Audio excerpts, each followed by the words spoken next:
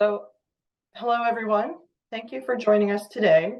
My name is Hillary Ellis. I'm the lead emergency preparedness consultant from Ready or Not. The project is part of Northeast Document Conservation Center's Preservation Services, and it is supported by California State Library. I want to give you some idea of what the project is. So the Ready or Not Cultural Heritage Disaster Preparedness Project is a 3-year initiative from 2022 to 2025. We have $3.14 million from funding provided by the state of California, administered by the California State Library. Ready or Not provides free on-site emergency assessments and recommendations for preparedness planning. So this includes visits to tribal organizations, archives, libraries, museums, cultural organizations, and history centers. The Ready or Not team is located in San Diego County, Sacramento, Merced, and Los Angeles. Our team has past work experience in libraries, archives, museums, historic societies, and archaeology. And the team includes Mario Gallardo, Özge Jense-Üstün, Victoria Wong, Caroline Weiler, Jason Partita, and myself, who work on emergency preparedness consultations. And we have our outreach and travel coordinator, Celeste Knight. So one goal that we have for this project is to improve disaster planning across the state of California. The project team provides assistance with disaster preparedness strategies and emergency protocols. And of course, when you get preservation specialists on site, we want to mention anything we see about risk assessment and storage conditions for cultural heritage materials. We want to improve preservation and emergency planning. And so we look to help each organization we visit with some advice on those topics. And this may also take the form of training and toolkits that we can point them towards. So we send templates and resources along with our best practice recommendations. On each site visit, the emergency preparedness consultant meets with staff and volunteers at an organization. We assess disaster risk for the region, for the site of the building, and cultural heritage materials, and also for the people. Our consultation encourages the organization to gather a team of people to write their disaster plan. The Ready or Not preparedness consultant does not write the plan for them, and the disaster planning process itself is crucial to disaster preparedness. So going through the process of writing your plan encourages your team to communicate, document, and collaborate.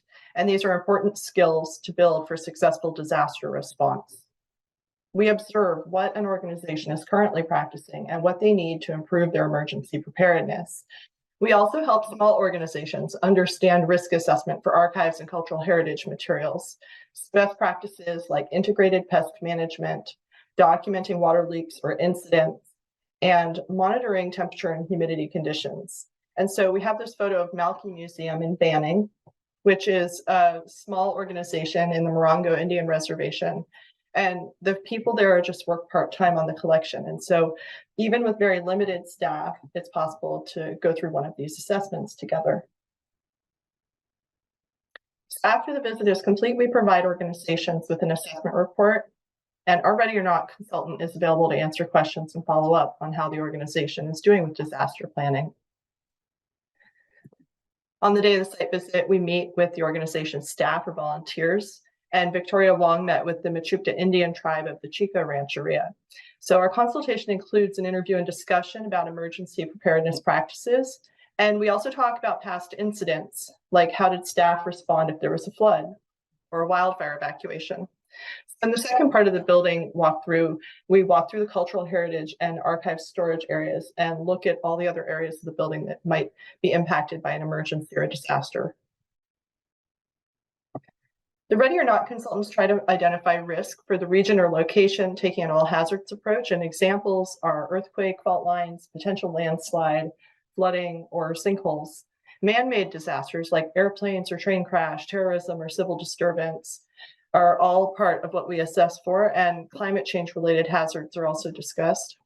We also talk about risk assessment for cultural heritage materials. So maybe an organization has no integrated pest management, no environmental control or monitoring, and many organizations we visit have very limited or no paid staff, and their collections are at risk of physical damage from overcrowded storage. while others have excellent display conditions and great storage. So we discuss whether materials have an inventory, cataloging, and how materials are identified. And this is meaningful in an evacuation to know what you had before any cultural heritage item had to be moved. During risk assessment, our goal is to identify the threats most likely to occur and with the greatest impact. And I love this exhibit case from the Karuk Tribal Peoples Center in Happy Camp with these beautiful outfits here displayed. So each organization that has a visit from Ready or Not is provided an emergency preparedness assessment report, and it includes some key priorities to address. So we make observations about how prepared a person is, but we also give some risk assessment and business continuity plans. We have observations and recommendations about risk mitigation for the facilities, for cybersecurity, for physical security, and for fire and water risk. And it also includes an appendix of templates and toolkits for the organization to develop their own disaster plan. So we offer a list of resources now for all of California, but also some national resources. So who can participate? Well, right now we're trying to pinpoint more spots on the map that are in remote regions, and especially tribal organizations and cultural centers, tribal libraries and archives, since this is an opportunity to participate in a free assessment program. And we know those areas are very high risk for wildfire and oftentimes don't have the kind of infrastructure out there in those remote regions that big cities might have. So you can see our map here with the pinpoints of all the places that we have in our list of cultural heritage organizations in California. And we hope that out of those, we get to reach about 600 site visits in the 3-year project.